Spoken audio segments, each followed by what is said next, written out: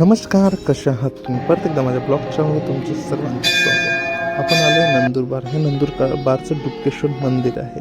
इथे बड्यापैकी दर्शन घेतलं. इकडे महादेवाची मस्त सुंदर मूर्ती आहे आणि बाजूला महाकाली आणि तिकडे दत्तात्रय महाराज. बड्यापैकी मंदिराचं दर्शन झालंय. निघूया आपण आता काय. इकडे तिकडे गाईच आहे वाटते. बहुतेक इकडे गोशाळा आहे. वडाचं जर किती मोठं आहे. त्याच्याकडे गाय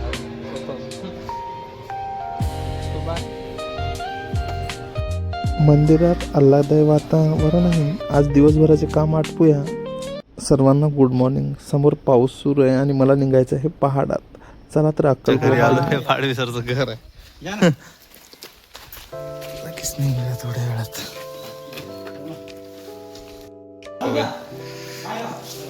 सरांचं घर आहे, आता नवीन कन्स्ट्रक्ट केलंय बरं का त्यांनी. भारी बांधलं ना. हा मग सरांचं गाव आहे पाडवी सरांचं. आमच्या शाळेवर असतात. काय मोखाडी हो ना. एवढा पाऊस होता येताना ना, खतरनाक नंबर बांधलं ना. वरे मजला काढला ना. चालो हे छोटा पावरा का रे इकडे माझ्यासोबत होता. तळोद्याचे खापरचे काम झाले. पावराच्या घरी आलो. चला निघले. ते पोहोचलोय सिरवेला. खापर लावले तर नाश्ता केला. पावराला भेटलो. इथे काम आहे आणि निघलो.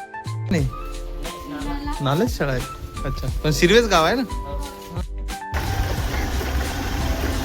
पोहोचलोय शाळेवर. इकडे हे लोक भेटले, जेवण करताय. चला आपण सुद्धा करू. आता डोकलेच तर आहे. शाळा घेऊन आलोय. आता काढलं काय चित्र. शाळेवर आलोय.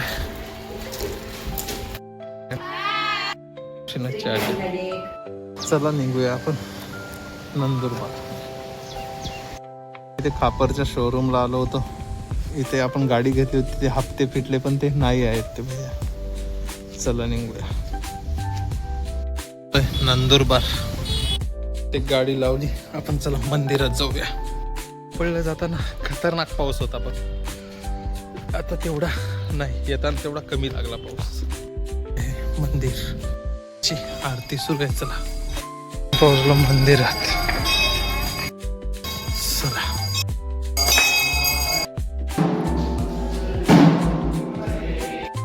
हा दिंडी. हा ते महाराज